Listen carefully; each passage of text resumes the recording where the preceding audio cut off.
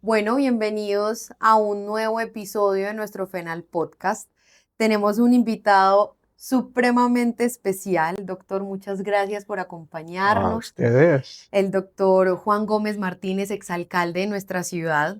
Tenemos muchos temas para conversar, pero yo le quiero contar y les quiero contar a ustedes que la principal razón de nuestra invitación es que nosotros no podemos pasar desapercibidos los 350 años de Medellín, y qué mejor forma de enriquecer la conversación sobre la historia de nuestra ciudad que con un líder que tiene esa mirada desde el pasado hasta la Medellín actual y con seguridad tiene unas ideas y unos sueños enormes para la Medellín del futuro. Doctor, gracias por estar acá.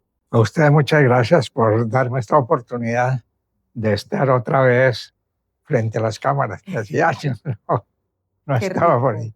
qué rico tenerlo acá. Muchas gracias. Bueno, doctor, vamos a empezar con unas preguntas un poquito personales. Bueno, ¿quién es Juan Gómez Martínez como persona? La formación, la historia, la familia. Aquí que está su familia con usted acompañando lo que es tan importante. Bueno, Juan Gómez Martínez,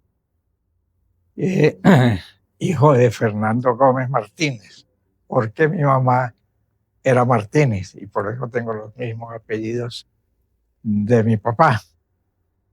Ingeniero electricista, profesor por muchos años en ingeniería eléctrica.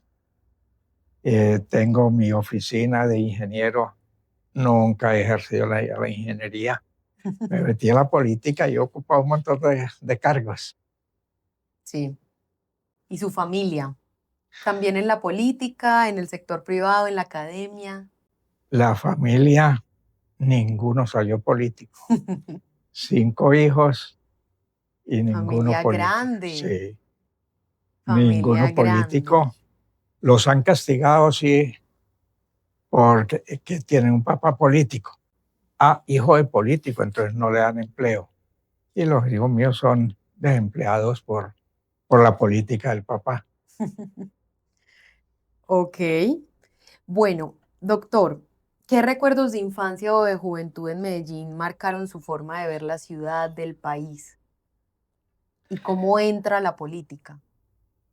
Bueno, mi infancia, pues yo no sé si yo era así tan medio loco que, pero mi mamá decía que iba a grabar un disco que dijera, mamá, ve a Juan, porque nosotros éramos 2 hombres, 6 mujeres, y todo el día yo como que las molestaba y entonces le ponían las viejas a mi mamá, mamá, ve a Juan. Ella algún día dijo, "Voy a tener que grabar un disco que diga mamá, ve a Juan", porque esto es lo que oigo todos los días. Esa fue la infancia mía, siempre hice locuras y molestaba bastante a mis hermanas, pero bueno, salimos todos bien, aquí estoy. En Medellín creció. En Medellín, mi papá en las primeras épocas no tenía recursos, entonces vivíamos en el poblado, por pobre vivíamos en el poblado, y él trabajaba en el Colombiano. Terminaba la labor en el Colombiano de armar páginas y todo eso, el director, pero le tocaba hacer de todo. Y tenía que esperar hasta las 5 de la mañana, después de haber entregado el periódico, para coger el tranvía que lo llevara al poblado. Era una pobreza que tuvimos, pero la soportamos y nos fue muy bien en la vida. Y después el poblado se convirtió, pues, No, después sí claro. hice política y ocupado, me faltó un cargo nomás, de ¿Cuál, resto, doctor? presidente. Le faltó ser presidente de Colombia. De resto ocupé todos. Bueno, cuéntenos un poquito de esa vida pública. ¿Cómo siendo ingeniero, que no tiene mucho que ver con humanidades o con las carreras como más afines a la política de entrada, usted se involucra en la vida pública? Bueno, me puso a hablar de mi juventud como político. Nosotros éramos un grupo de amigos encabezado por J. Emilio Valderrama. J. Emilio Valderrama era un joven político muy trabajador y nos reuníamos cada 8 días a conversar de política, a hablar de que el Partido Conservador estaba manejado ya por unos viejitos que había que cambiarlos. Y empezamos a entrar en política. A J. Emilio lo castigaron mucho los que llamamos notables, que eran los grandes señorones que manejaban la política en Antioquia. Y mi papá, una vez que salió el colombiano a algún cargo, me dio instrucciones y me dijo, y en política es el que trabaja. Aquí hay un muchacho muy trabajador, se llama J. Emilio Valderrama, ayúdele. Yo ya era amigo de J. Emilio Valderrama y estaba en el mismo grupo de él, y eso me dio más impulso. ¿Usted era estudiante o ya se había graduado, ya estaba trabajando? Yo era estudiante. Desde la universidad teníamos ese grupo. Y entonces hicimos política con J. Emilio, a pesar de los notables que llevábamos, que se oponían a J. Emilio y a todo lo nuestro, pero fuimos escalando posiciones y trabajando por el partido, trabajando por Antioquia y por el país. Bueno, ¿y cuando ocupa ese primer cargo de elección popular? El primero, el primero fue la alcaldía. La primera alcaldía por elección popular. Ya había, J. Emilio, no había muerto. Se le propuso la candidatura a J. Emilio y era presidente del Directorio Nacional Conservador. Y dijo, no, yo no puedo, porque yo me comprometí a sacar 400 alcaldes conservadores en el país y no me puedo dedicar a hacer mi campaña. Y a la vez. Entonces me propuso a mí, yo acepté la candidatura. Antes de las elecciones murió J. Emilio Valderrama en un accidente en el pueblo de Oriente, no recuerdo en este momento. Murió él y yo entonces gané la alcaldía, ya muerto J. Emilio, y sacó muerto 400 alcaldes en el país. Wow, ese legado nadie lo borra. Sí, sí. Bueno, doctor, esa alcaldía, ¿cómo fue? Las grandes apuestas. Primero hablemos de la situación en la que estaba Medellín en ese momento, que era compleja, y las ideas con las que usted llegaba, con usted y su equipo, y qué cambios se hicieron. Sí, era una época muy difícil. Siendo yo candidato, fueron por mí a mi casa a secuestrarme. ¿Ya tenía hijos? ¿Ya tenía familia? Sí, a ella le tocó, la hija le tocó cuando era un domingo en la noche. Y me llamó un hijo gritando, papá, corra, que nos están asaltando. Pero corra armado. En esa época yo tenía armas, saqué un revólver y salí corriendo. Dios mío. Y estaban tumbando la puerta a las patadas, como en las películas. Tumbando la puerta, entonces yo salí y empecé. El primero que disparó fui yo, a disparar, y ya ellos respondieron. Ahí estuvimos disparando, se me acabaron las balas del revólver, pero yo tenía más armas, yo era de un club de tiro. Entonces fui por un hijo me reemplazó con otra arma, siguió disparando él, fui por otras. Y ahí les vaciamos 3 armas hasta que vieron que era imposible entrar y se fueron. Gracias a Dios. Fueron Legítima defensa. Fueron mandados por Pablo Escobar, y lo que usted dice es cierto. Después hablé con un sacerdote y le dije, vea padre, yo entré, salí a matar, pero disparándole a esa gente con ganas de matar. Y me dijo, no se preocupe. Y dije, no, un momentico, es que no he terminado. Ese no es el problema. El problema es que no estoy arrepentido. Y me dijo, no me preocupe, que fue en defensa En personal, usted defensa, tenía todo el derecho en a defensa disparar. propia. Ujú. Claro que sí. Bueno, esa fue la llegada a la alcaldía, el proceso de la campaña. El La proceso. situación entonces de Medellín era muy compleja en temas de violencia. Sí, en esa época a mí me tocó oír un estallido de una bomba. Llamaba a la policía, ¿dónde fue esa? En tal parte. Entonces, sí, a ver, y cada rato, boom. Entonces, a la policía, a ver dónde fue esa. ¿Qué pasó? Un carro a la policía por San Juan, en el occidente de San Juan. Lo atacaron a punta de bala.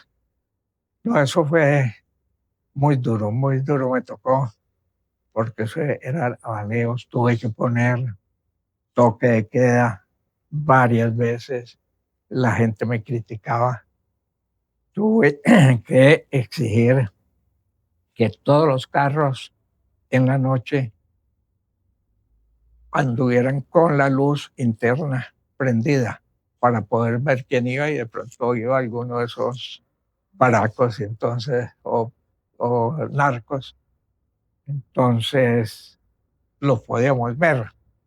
Me criticaron mucho por esas medidas que eran muy incómodas, con la luz interna prendida la gente, pero era la manera de nosotros podernos defender de los narcos.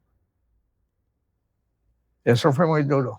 Decisiones muy difíciles, sin duda. Difíciles, difíciles. Muy Sí, difíciles. como te digo, sonaba un bombazo y yo llamaba por ¿dónde fue eso?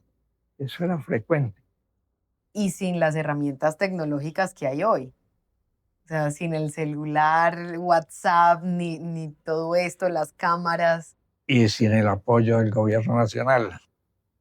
Cuéntenos un poquito, ¿cómo fue esa época?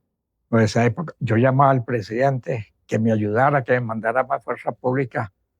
Nunca me pasó él, me pasaron los asesores, pero yo no pude hablar nunca con el presidente. Esa historia me suena como que se está repitiendo.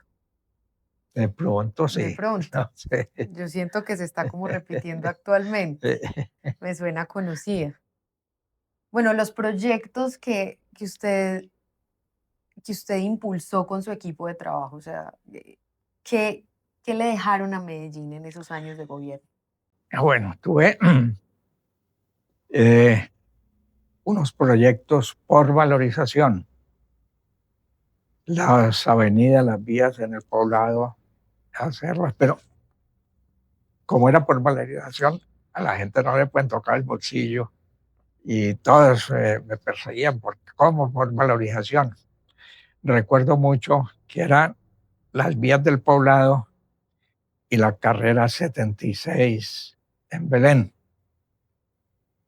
Hasta yo he dicho que un funcionario público tiene que tener cierta dosis de no me importa o sea, de cinismo. Llega un periodista y me dice, alcalde, hay unas señoras encaramadas en los árboles para no dejarlos tumbar en la carrera 76 en Belén. ¿Qué va a hacer con esas señoras? Y pues no sé, será llevarle banano. Oiga, qué lío.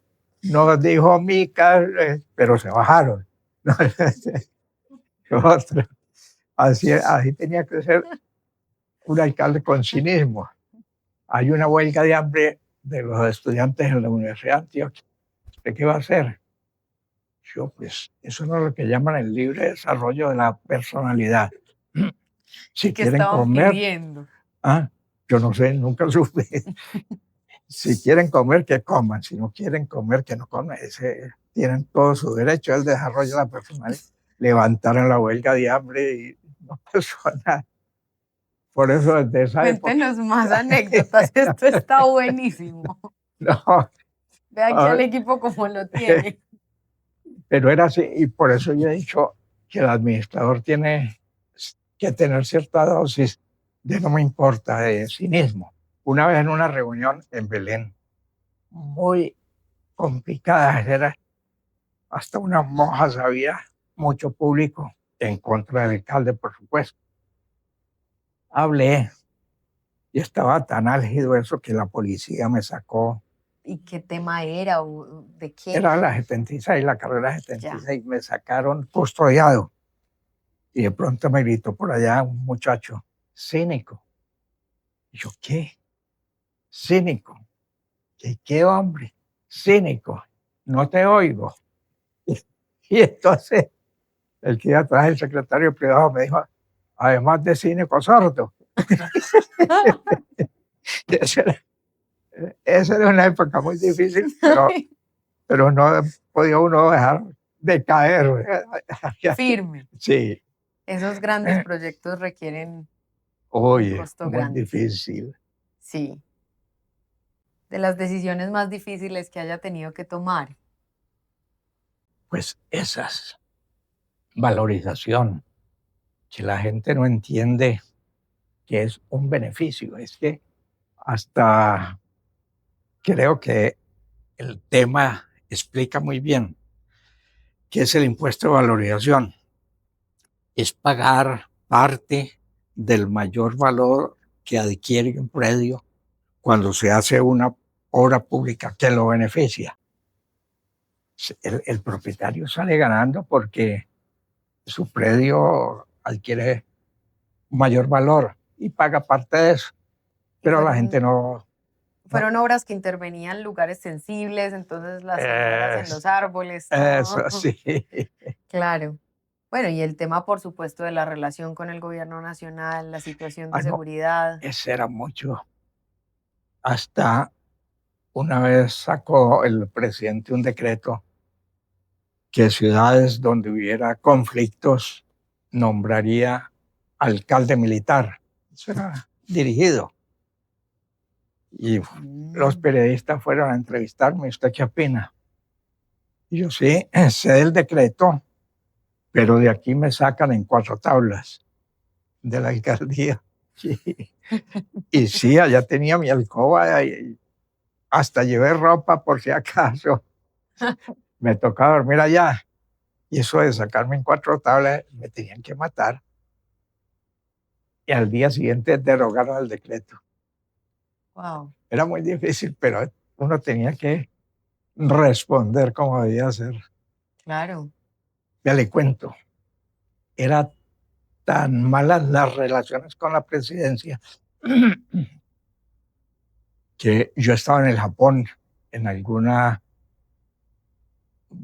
una invitación que me hicieron allá. Bueno, Un foro, encuentro de cuando alcaldes. llegamos a la embajada donde estábamos durmiendo, recibí la razón de que llamara a Colombia, que había pasado algo. Llamé y me dijeron mataron al gobernador de Antioquia, Antonio Roldán. Yo, "Ah, caramba, Antioquia sin gobernador, Medellín sin alcalde". Entonces llamé al presidente en semejante situación. No me pasó al teléfono.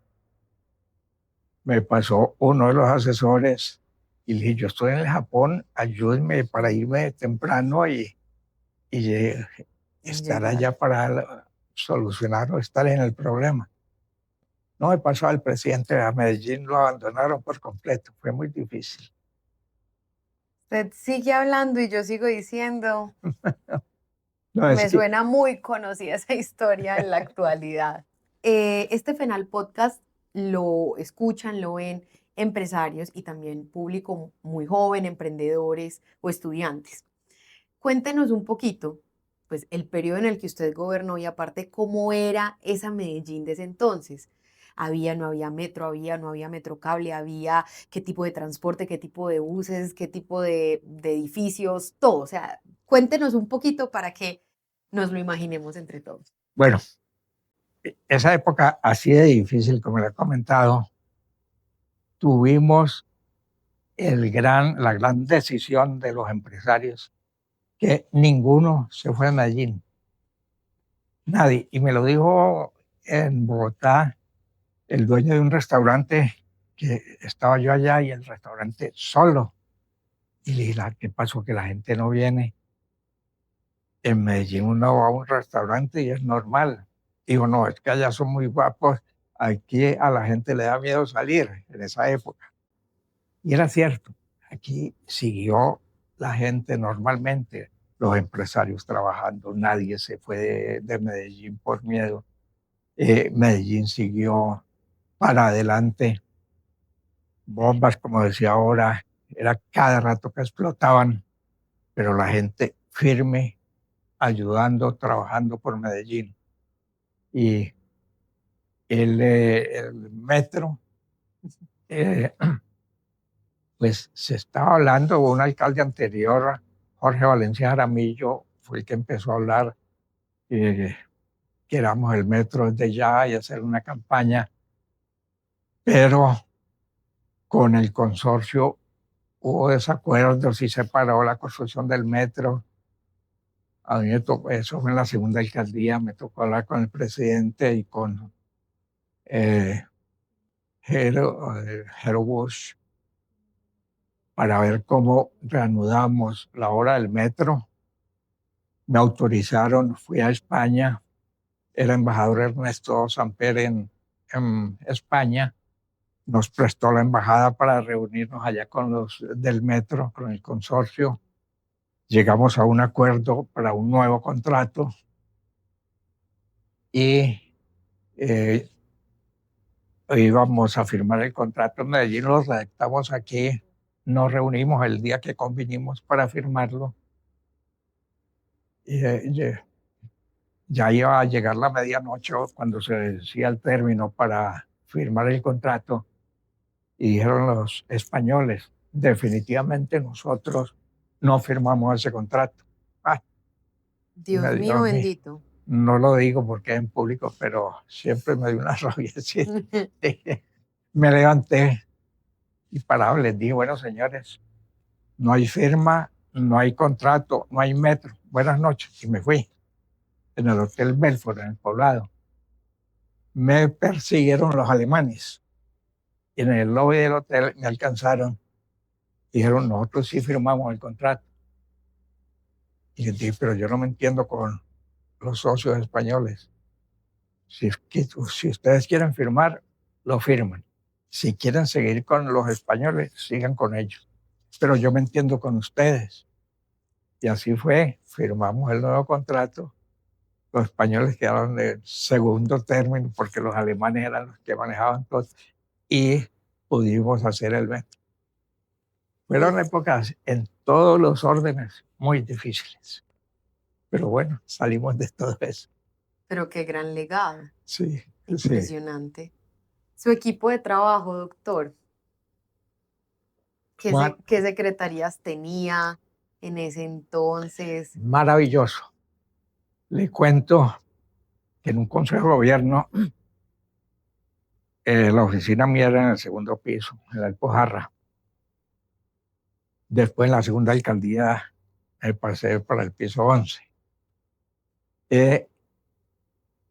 En la oficina, estamos en consejo de gobierno, y llegó el jefe de seguridad, un teniente de la policía, y me dijo que desocupen, que en el sótano hay un carro bomba. Y les dije a los secretarios, Dios mío. vea, el teniente me acaba de informar que en el sótano hay un carro bomba. Yo no puedo mostrar miedo, yo me tengo que quedar aquí. Si yo muestro miedo, se acaba Medellín. El alcalde acabaría pues, No con puede todas las... tener No puede miedo y tener. no puede.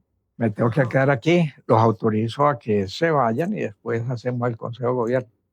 Ninguno se fue, ninguno se salió del consejo de gobierno, seguimos el consejo de gobierno y todos me apoyaron. Era un Wow. grupo muy bueno.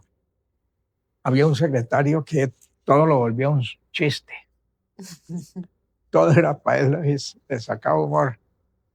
Estábamos en esa época, se salieron todas las quebradas de Medellín, hubo un invierno tremendo y todas las quebradas se salieron, inundaron a Medellín. O sea, el tema de las quebradas Es por muchos años ha sido un dolor de un cabeza en la dolor de ciudad. cabeza. Y ustedes saben, conocen cuál es la quebrada La Loca. La Loca está en todo el centro, pasa pasaba por debajo de la basílica. La desviaron, ahora pasa por el parquecito que hay detrás, la quebrada La Loca. Estamos en Consejo de Gobierno y me dicen, alcalde, que se salió La Loca. Y uno de los secretarios, que todo lo volvió un chiste, se paró y dijo, yo voy a ver qué le pasó a mi señora.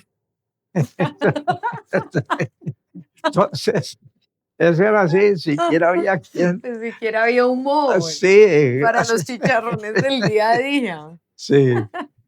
Impresionante esas épocas, doctor. No, espera. Es que vea, yo tuve que poner muchas veces toque de queda por la noche. La gente a dormir temprano me criticaron mucho al que cogíamos, lo llevábamos a amanecer a la Macarena. Eso era allá.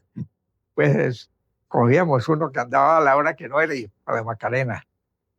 Y la gente me criticaba mucho, pero era la manera de tener la ciudad vigilada y tranquila. Fue muy duro. Muchas amenazas. Una vez me llegó ustedes recuerdan una señora que le pusieron un collar bomba. Claro. Me dijeron, ponga mucho cuidado que una señora con un cinturón bomba lo va a abrazar y le estallan.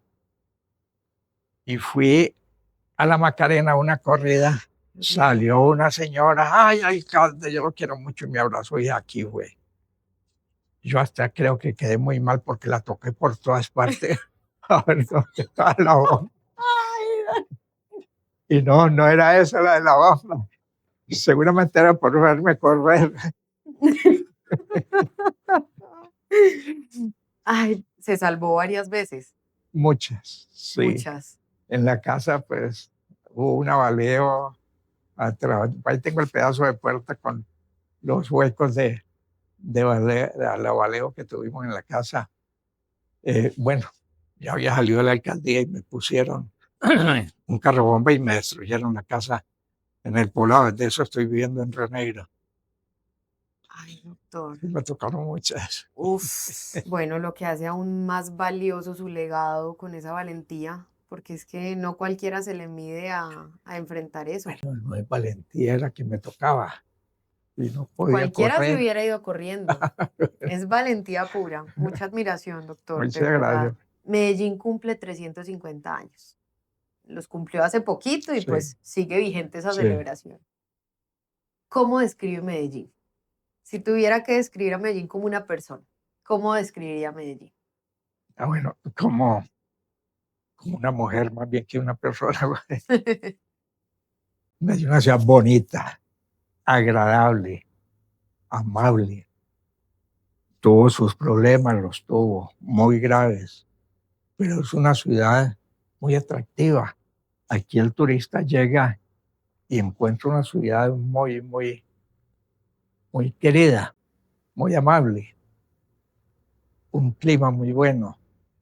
La llaman la tacita de plata porque está encerrada entre montañas, es una tacita. Y yo creo que el que venga a Medellín se enamora de la ciudad porque es amable, su gente es impresionante en la amabilidad, en lo cordial. Usted tiene en su cabeza el pasado de Medellín, evalúa el presente, cómo evalúa el presente de Medellín y ya después hablamos del futuro. Pero ¿qué ve hoy en Medellín? Pues yo veo en Medellín muchas posibilidades, un empresariado muy importante, ejemplo para el país. Lástima que se hayan ido con la Andy para Bogotá, pero la Andy estaba en Medellín. La, la industria en Medellín es muy importante, muy grande. Ha servido mucho, la clase dirigente ha trabajado mucho por Medellín. El que viene a Medellín, extranjero que llega aquí, siente amor por Medellín, como dice la canción. Eh, y ¿Cuáles Medellín, son como los retos que usted ve actualmente? Ya hablamos de uno, que son, por ejemplo, las quebradas, todo este tema de los deslizamientos que pues era un dolor de cabeza en su época como alcalde y creo que sigue siendo parte sigue de ese siendo, dolor de sigue siendo. cabeza. No, Medellín tiene el problema de los barrios más pobres que están en los sitios más delicados, más peligrosos. Se derrumban cada rato. Ese es un problema que hay que corregir algún día. Pero es una ciudad muy amable, de gente muy buena, una ciudad agradable que se maneja muy bien con el turista se amaña en Medellín. Yo creo mucho en el futuro de Medellín, que ¿Cómo ve ese futuro de la ciudad? una ciudad desarrollada, con las vías mejoradas, con un tránsito que es uno de los problemas que tenemos. El tráfico en Medellín es muy complicado. De acuerdo. Yo creo que todas las calles deberían ser de una sola vía, en un solo sentido. Distribuir una así, una para el norte, una para el sur, una para el norte, una para el sur, y lo mismo con las carreras. Yo creo que a Medellín le falta algo, pero en general yo diría que es una ciudad ejemplo, no solo para Colombia, sino para muchas partes del mundo. Vea, doctor, es que usted tiene un recorrido tan grande y tan importante que a muchos se nos escapa todos los cargos que usted ha ocupado. Entonces, ayúdenos a hacer un recuento, porque fue alcalde, fue gobernador, fue congresista. Cuéntenos, A cuéntenos ver, esos cargos, esas bueno, le voy a dignidades. contar aquí la hoja de vida verbal, no, no por escrita. Por Entrevista de escrita. trabajo. En el legislativo fui concejal de Santa Fe de Antioquia, la tierra de mis mayores. Fui concejal de Medellín, senador de la República, constituyente. Y Wow. tuve todos esos cargos en el legislativo. Fui alcalde de Medellín, gobernador de Antioquia, ministro de Transporte, embajador en el Vaticano, en el Ejecutivo. De modo que no me faltó sino uno. Solo faltó uno, ya entiendo perfectamente cuál fue el que Sí, faltó. me tocó la embajada en el Vaticano con el Papa Benedicto, un personaje, No, una no, persona pero eso sí debió haber sido admirable, espectacular. sí, admirable el tipo. Ratzinger y después ya el Papa, espectacular. Además era un Papa con, Ay, María, sí, y una solidez y una sí, estructura de ideas de una profundidad impresionante. impresionante.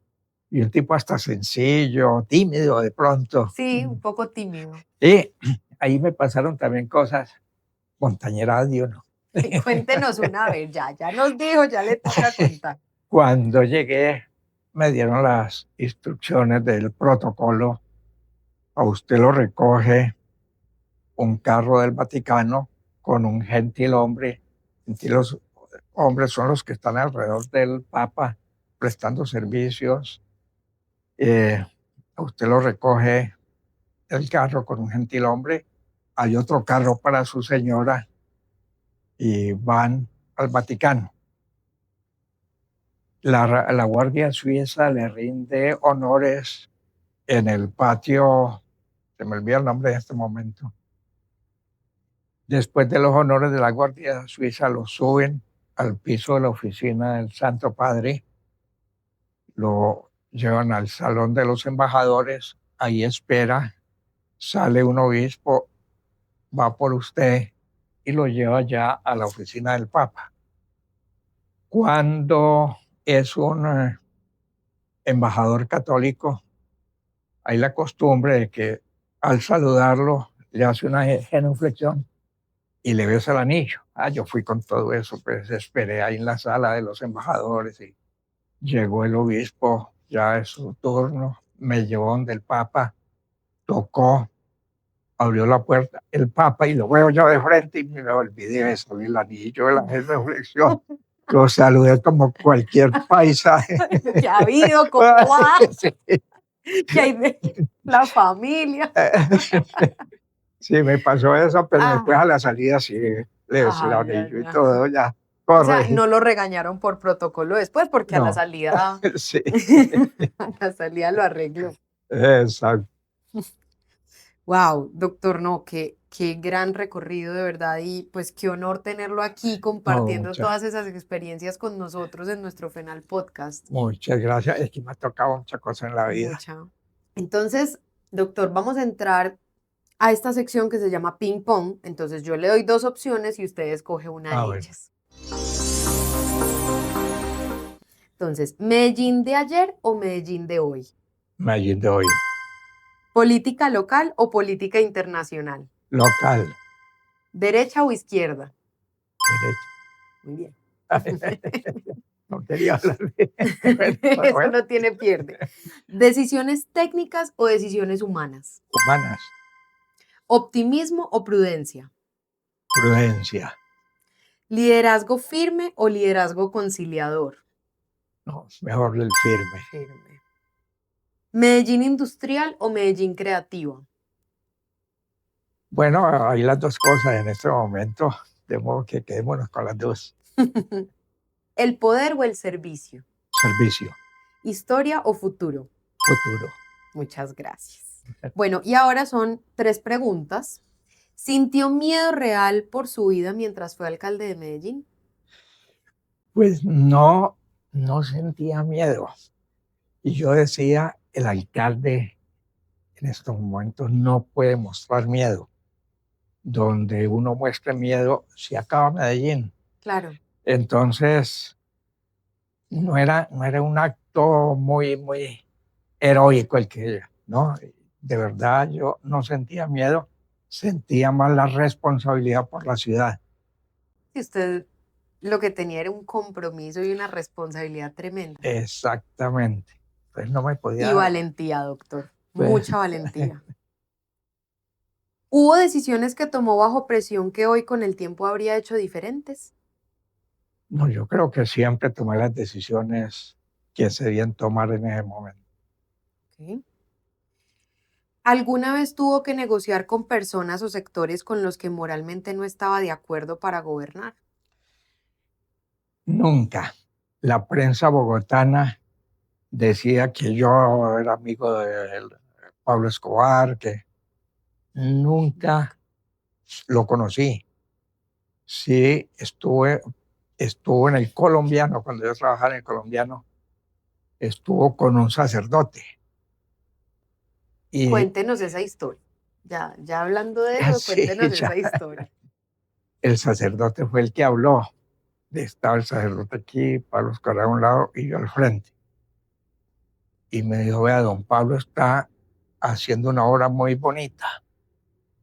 Está construyendo un barrio para los que viven en los tugurios. Entonces yo le dije, padre, eso me parece muy peligroso. Y digo, ¿por qué? Y dije, porque la gente en todo el país va a saber que en Medellín están regalando casas para los que viven en los tugurios. Entonces se nos va a llegar a llenar esto de tugurianos para que les regalen casa.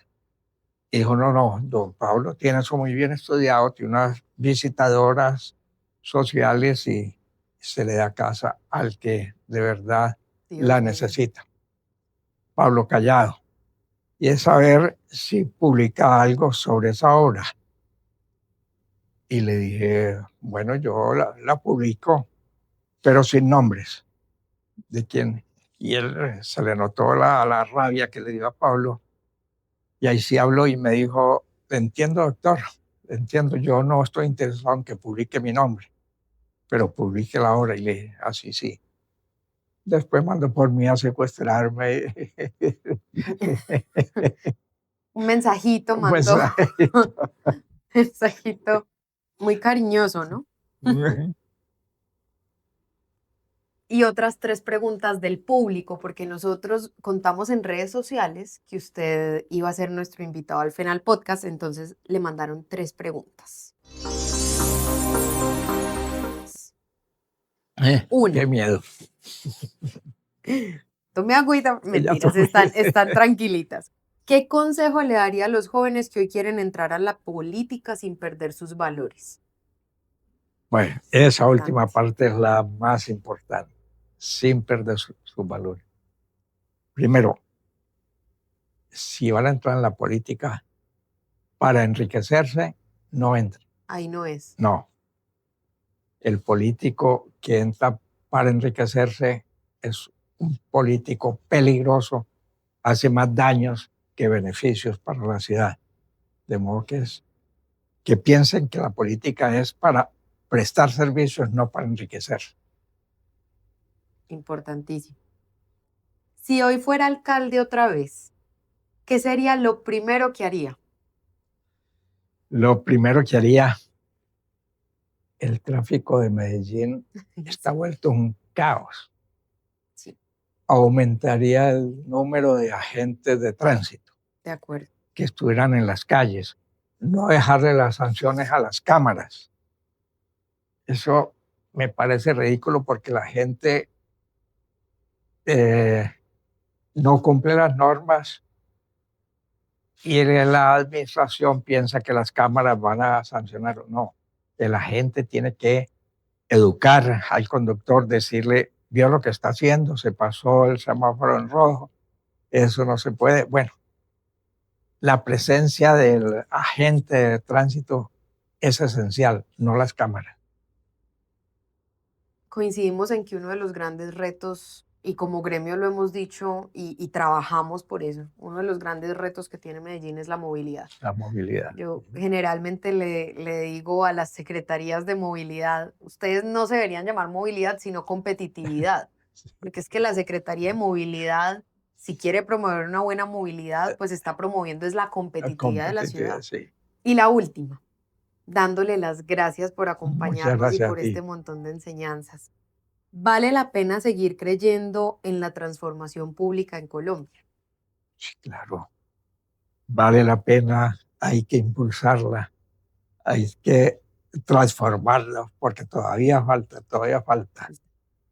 Y lo que decía ahora, la mentalidad, la administración pública, que se sepa que es un servicio que se va a prestar, no es un beneficio para el funcionario, sino servicio.